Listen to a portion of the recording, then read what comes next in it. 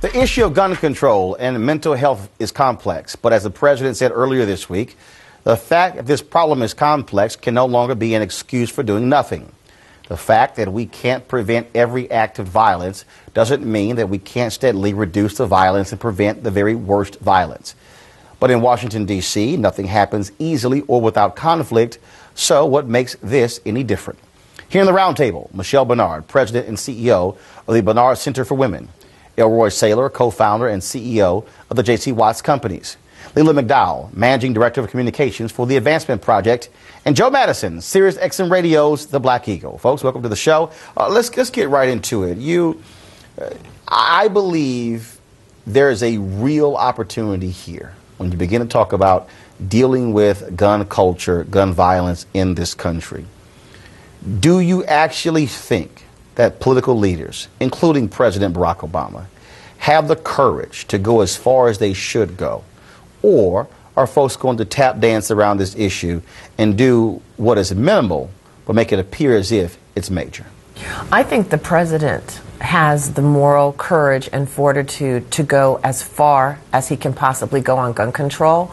That being said, I don't yet have a sense that members of Congress will do everything that they can do. But if you put the president's moral courage and fortitude together with a major grassroots effort by African Americans and whites and people of color around the country to address issues of violence, particularly among children, I think it can happen. I've always said, I talked at the election of President Obama in 2008, I said, is this a moment or a movement?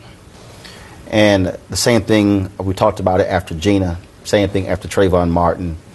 I do think that this moment is much different than previous instances where we've had mass violence. You've seen the polling data, how it has shifted. You've seen people who are NRA members like Senator Joe Manchin, who shot a commercial with him loading his gun and firing it, come out and say, we've got to do something. I think that this moment is different, which is why I think a political leader like President Obama, like members of Congress, must capitalize as best as they can on this moment. But I think the devil is going to be in the details.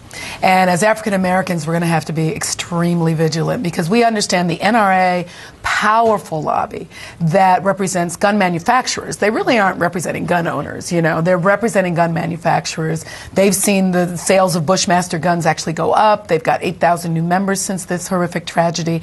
So they have a real stake in making sure that if lip service is given to gun control, but in reality, what are those policies going to look like? And for African Americans, what we have to be careful about is that we don't see what happened after Columbine, where there was a great sense of we need to secure our schools, we need, you know, more security, which they're talking about now. Four Republicans in 4 states have already talked about, you know, arming teachers in schools. This is NRA's program as well. Right.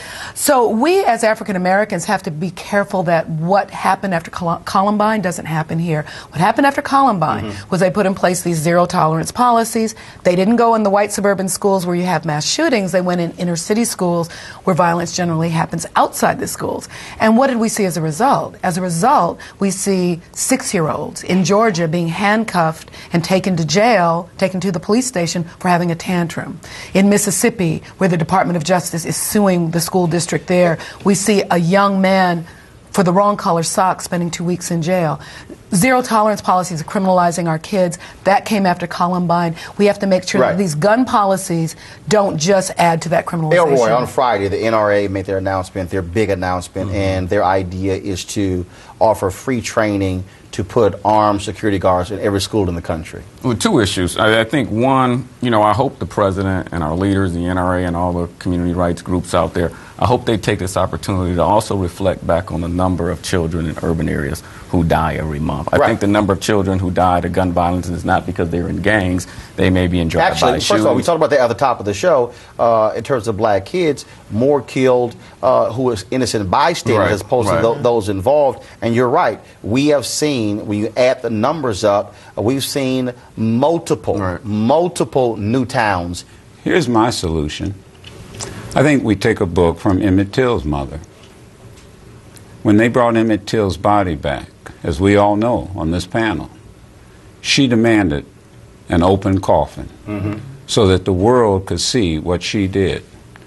There were babies that had their faces blown off. There were teachers that had the back of their heads blown off. We ought to have a congressional hearing. Those photographs that are now state evidence in Connecticut should be on the floor of the United States House of Representatives, and the world should see exactly what a Bushmaster bullet does to the face of a child. I guarantee you that that would change the debate. And then let the president of the NRA stand there with those photographs and explain to us why we need these weapons in our society. That would change the debate. Mamie was courageous in doing so. And earlier this week, someone suggested that as well.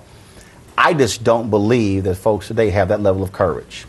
Well, that's the question. But not only did she request that, but also the fact that Jet Magazine and the Chicago Defender put it on the front page of his body. It also was critically important as well. And I think you're right, because when you see the result of the damage, it changes. That's why I also think it's wrong in this country when the media says, oh no, let's not show the bodies from Iraq or Afghanistan. No, sometimes you need to see the result of some things to understand exactly what it means. You want to keep your gun? Well, keep your gun. Gun, ammunition, load it, shoot it. Now don't stop where it's shot. Stop where it ends. Absolutely. But you're right. I don't know if they have the courage. But let me tell you something we don't have, that we have today that we didn't have with the Chicago Defender, the paper you ran, and Johnson's publication, the internet. It goes viral. Right. Hold tight 1 second. I'm going to a break.